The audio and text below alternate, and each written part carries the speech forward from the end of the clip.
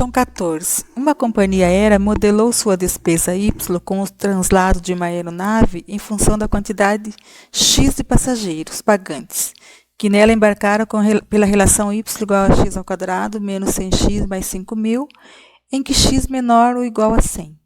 De acordo com essa função, quantos passageiros pagantes devem embarcar nessa aeronave para que a despesa da companhia aérea com esse translado seja o menor possível? Então, aqui é uma função do segundo grau. Se é uma função do segundo grau, o x ao quadrado, o número que vem com x ao quadrado, que é, o número aqui no caso é 1x ao quadrado, o valor de A é 1, o valor do B é menos 100 e o valor do C é 5.000. O A é positivo, então a parábola da função do segundo grau do gráfico é para cima, concavidade para cima. Quando o A aqui é negativo, a parábola tem a concavidade para baixo.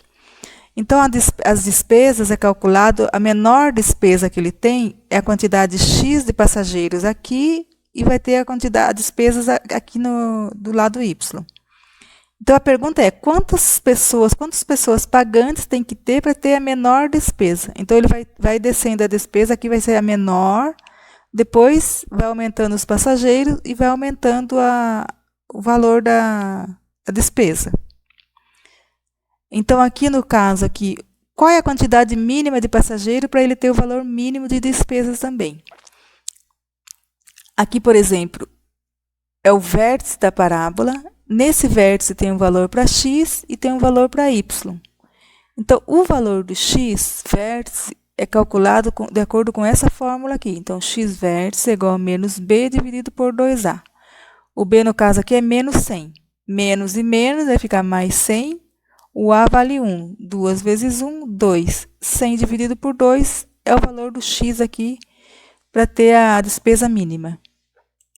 Questão número 15. Marcelo e Andréia foram a um açougue e pagaram a mesma quantia em suas compras. Marcelo comprou um pacote de linguiça que custou R$20 e 5 kg de um tipo de carne.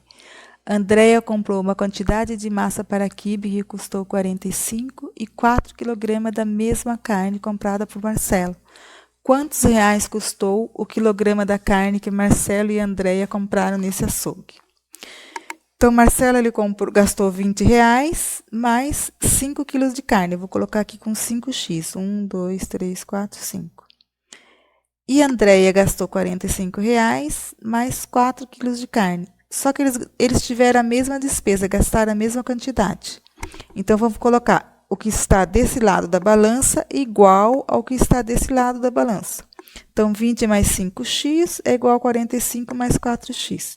Deixa o x no primeiro membro. Então, aqui está mais 4x, eu passo menos 4x. Copia o 45, o mais 20 passa menos 20. Agora, subtrai aqui. 5x menos 4x vai dar 1x. E 45 menos 20 vai ser o valor de 1x, que é o valor de 1 kg de carne. A pergunta é qual o valor do quilograma de carne. É só fazer essa subtração. Questão 16. Cássio precisa comprar um cofre para sua loja. Durante uma pesquisa, ele percebeu que saber a medida da capacidade do cofre era essencial para atender às necessidades da loja. Cássio, então, se interessou por um modelo com o formato de um paralelepípedo reto. As dimensões internas desse modelo de cofre estão representadas na figura. Qual é a capacidade em centímetros cúbicos do modelo de cofre que Cássio se interessou? Então, medida de capacidade quer saber qual é o volume disso daqui. Então, para calcular o volume, você tem que calcular o comprimento vezes a largura vezes a altura. Como está tudo em centímetro aqui, já vai dar o resultado em centímetro cúbico. Então, é só multiplicar 46 vezes 40 vezes 20. Questão número 17. Paula produz e vende salgadinhos para a festa. Na primeira semana de um mês, ela vendeu certa quantidade de salgadinhos. E na semana seguinte, vendeu uma quantidade de salgadinhos equivalente ao quadrado da quantidade que havia vendido na primeira semana. Nessas 2 semanas, Paula vendeu 600 salgadinhos no total. Qual foi a quantidade de salgadinhos que Paula vendeu na primeira semana desse mês? Então, na primeira semana, ela vendeu X. Na segunda semana, ela vendeu a quantidade da primeira, só que ao quadrado. Então, no total, nessas 2 semanas, ela vendeu 600. Então, vai somar x mais x ao quadrado igual a 600. Como tem x ao quadrado, eu sei que é uma equação do segundo grau. Então, organizando a equação, deixando na ordem, vai ficar x ao quadrado mais x menos 600 igual a zero. Tenho que usar o delta para calcular o valor do x aqui, a fórmula de Bhaskara. Tem outras maneiras de resolver, mas a fórmula de Bhaskara acho que vocês foram que mais utilizamos. Então, nessa equação, o a vale 1, que é 1x ao quadrado, mais x, o b vale 1, e o c vale menos 600, que é o termo independente. O delta vai ser b ao quadrado menos 4 vezes a vezes c, que é a fórmula. O b é 1, vai ficar 1 ao quadrado, menos 4 da fórmula. O a vale 1 e o c vale menos 600. 1 ao quadrado dá 1, 4 vezes 1 dá 4, vezes 600 dá 2.400, menos e menos dá mais. Somando aqui dá 2.401. A raiz de 2.401, que é a raiz do delta, vai dar 49. Então, o x vai ficar assim, menos 1 mais ou menos 49 dividido por 2. Como eu quero saber a quantidade, o resultado negativo que der aqui não vale. Então, primeiro você vai fazer com o sinal de mais, menos 1 mais 49, o resultado divide por 2. E depois vai fazer menos 1 menos 49, o resultado dividido por 2. Lembrando que o resultado que der negativo não serve. Questão 18. Graziella é professora de uma turma com 17 alunos. No primeiro dia de aula, ela irá entregar a cada aluno um estojo contendo uma caneta, um lápis e uma borracha. Todos os estojos são iguais e serão entregues aleatoriamente. Porém, em 8 deles tem uma caneta azul e em 9 deles uma caneta preta. Qual é a probabilidade de ter uma caneta azul no primeiro estojo entregue a um desses alunos? Então, no total, 8 mais 9, o total é 17. Então, qual é a probabilidade de eu entregar um estojo e sair um estojo com caneta azul? Se o total é 17, quantos que tem caneta azul? São 8. Então, qual é a fração, qual é a probabilidade de a pessoa receber o estojo e ter uma caneta azul? Questão 19. Em uma fábrica de bolas de gude, as bolas produzidas descem rolando por uma rampa até serem depositadas em um grande balde. Essa rampa é composta por uma chapa de ferro soldadas em canos fixados ao chão. Observe na figura abaixo a vista lateral dessa rampa com algumas medidas indicadas. Então, aqui eu tenho uma rampa. A pergunta é, qual é a medida de comprimento em centímetros dessa rampa? Eu tenho que calcular esse comprimento aqui. Então, da forma que está aqui, eu não consigo, uma forma de trapézio, não consigo um jeito de calcular esse comprimento aqui. Mas eu posso transformar essa rampa, essa parte aqui que eu não sei, num triângulo. Ó. Se eu colocar uma reta aqui, ele vai ficar um triângulo. E daí eu posso um triângulo retângulo. Daí eu já posso aplicar o teorema de Pitágoras, porque aqui vai ser a hipotenusa, aqui vai ser o cateto e aqui vai ser o cateto. Essa medida aqui, eu sei que é 240, que já está aqui. Daqui até aqui é 240. Eu já sei a medida aqui que é 100 e aqui vai ser 170. Se aqui é 100, aqui vai ser 100 também. Então, falta 70. Então, aqui o cateto vai ser 70, 240, e eu tenho que descobrir o x aqui, que é o comprimento da rampa. Então, eu vou aplicar o teorema de Pitágoras. A ao quadrado, a soma a hipotenusa ao quadrado, igual a soma dos catetos ao quadrado. Então, a hipotenusa é o x ao quadrado, que é o comprimento. O b vai ser 70, que é um cateto, e o c, 240, o outro cateto. 70 ao quadrado mais 240 ao quadrado. 70 ao quadrado dá 4.900, 240 ao quadrado dá 57.600, somando aqui, x ao quadrado é igual a 62.500. Então, o valor do x, que é o comprimento da rampa aqui, vai ser a raiz quadrada, tira o 2 ali e acha a raiz quadrada desse número, você vai descobrir qual é o comprimento dessa rampa aqui. Questão número 20. Um ciclista percorreu 1.000 metros com velocidade de 5 metros por segundo em 200 segundos. No dia seguinte, ele percorreu essa mesma distância com velocidade de 10 metros por segundo. Quanto tempo no total ele gasta para percorrer essa distância no segundo dia? Então, no primeiro dia, a distância é 1.000 metros, a velocidade de 5 metros por segundo, ele gastou 200 segundos. Então, no segundo dia, ele dobrou a velocidade. O que vai acontecer? Se ele está andando numa velocidade maior, a tendência é ele gastar menos tempo. Então, se ele dobrou a velocidade aqui, ele vai diminuir pela metade o tempo. Então, quanto tempo no total ele gastou para percorrer essa distância no segundo dia? Então, tem que ser proporcional aqui. Se dobrou a velocidade, reduz na metade o tempo de percorrido. O tempo gasto percorrido. Questão número 21. Observe a reta numérica abaixo. Essa reta está dividida em partes iguais. O ponto P nessa reta representa qual número racional? Então, qual é o valor do ponto P aqui? Então, esse ponto aqui é 1/5, esse ponto aqui é 16 quintos. 16 quintos menos 1/5 vai dar 15 quintos. 15 quintos dividido em 3 partes vai dar 5 quintos cada parte aqui. Então, aqui eu vou somar 1/5 mais 5 quintos vai dar 6 quintos. 6 quintos mais 5 quintos, qual é o ponto que vai aqui? Daí vai ser o valor do P. É só somar. Aqui vai ser 6 quintos mais 5 quintos, quantos que vai dar aqui? Questão 22. A prefeitura de uma cidade turística pretende modernizar um teleférico, visando atrair mais recursos para o município. Esse teleférico une, por meio de um cabo de aço, 2 montanhas e será necessária a instalação de um cabo de energia ligando o ponto P ao ponto Q, conforme representado na figura. O comprimento do cabo de energia que será necessário para a modernização desse teleférico deve ser no mínimo. Então, aqui tem que calcular esse valor aqui, desse cabo de energia. Aqui estão as 2 montanhas.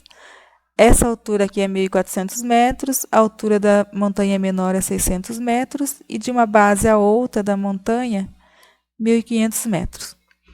Então, aqui não tem, eu tenho que usar um meio para transformar a figura em um triângulo também, igual eu fiz no exercício anterior. Então, vou fazer uma reta aqui, aqui vai ficar um triângulo retângulo. Daí já dá para me calcular qual é essa distância aqui.